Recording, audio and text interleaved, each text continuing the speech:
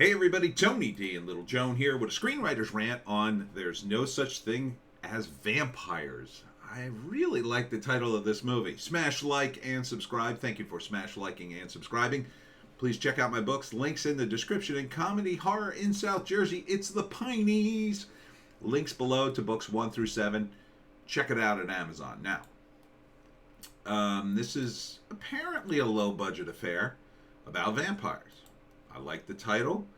It's a vampire in an RV, which has been done before in Near Dark. And if you haven't seen Near Dark, you really should. But this isn't like that. It's more of like The Hitcher meets vampires, I think. Because there's a woman who was attacked and some guy saves her. I think he was attacked by the vampire too. And they go to the cops and basically just blurt out, "There's a vampire." He, of course, probably doesn't believe them. And it turns into the usual sort of thing where it's like the vampire comes and nobody believes it until it's too late. And, you know, a few people survive, but the vampire kills a lot of people. I like the leads. Good-looking leads. A weird makeup here. Looks like a rubber sort of glove kind of vampire thing. But you could see it's a good-looking couple running away from the vampire.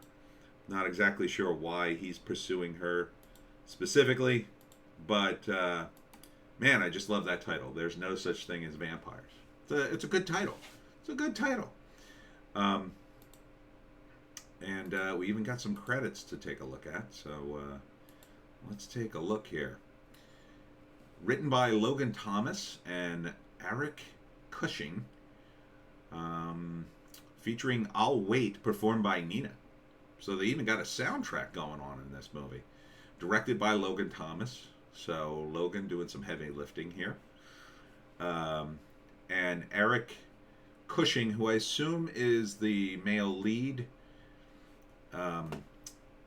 is the co-writer and one of the actors. So I wonder if he's related to Peter Cushing. Could be his grandson, because Peter was pretty up there. You know, a lot of people in Hollywood are related to each other, so it could just be a coincidence of name. He could have just taken that name. It could be a stage name. It's a good name, Cushing. Eric with an A instead of an E. It's like Eric with an A instead of an E.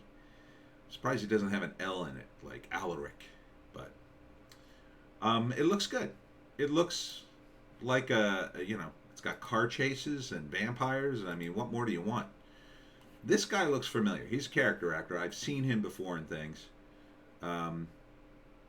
He's doing a good job. I mean, the leads seem to be full of energy, and I like that. They're given pretty solid performances, I think, at least in the trailer bits I'm seeing here.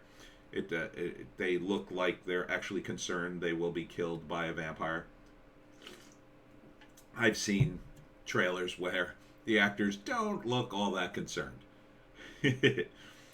So, probably the first act, this girl here runs into the vampire. She reminds me a little of Melissa Joan Hart, doesn't she? So she somehow runs into the vampire, probably is attacked.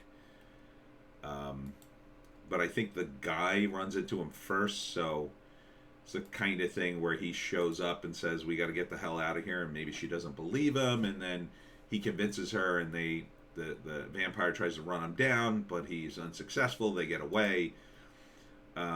Probably in this is the second act. They get to the cops, and they're trying to warn people the vampire's coming, but of course, nobody believes him.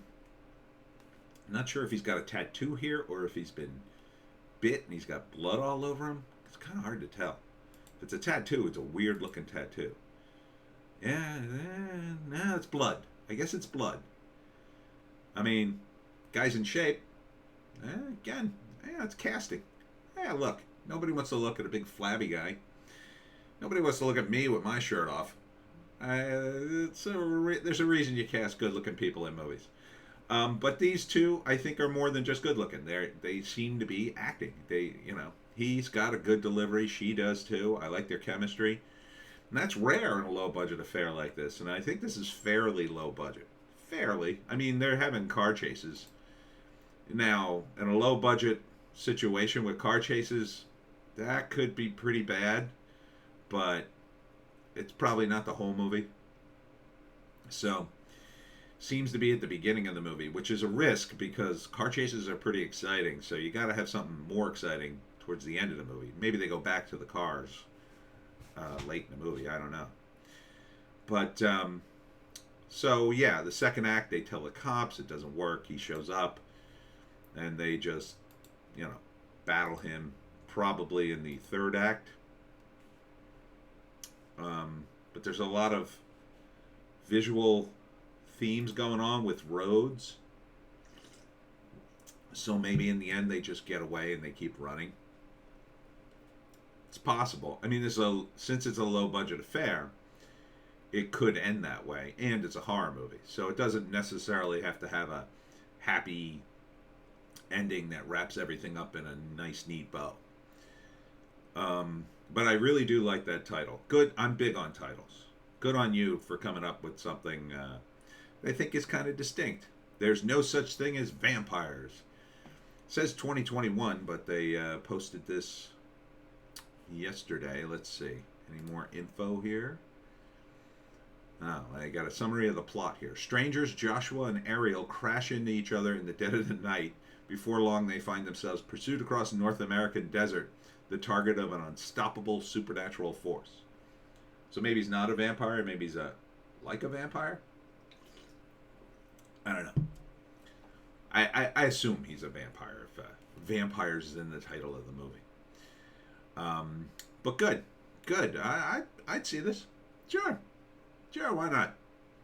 There's no such thing as vampires. 2021 probably means it's already out.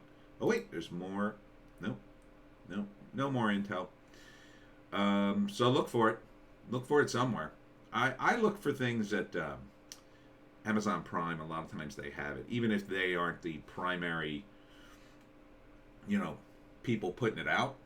A lot of times it ends up on Prime anyway, and they just charge you whatever they need to charge to show you the movie. Anyhow, that's it for this movie. This is Tony D and Little Joan back in action in 2022.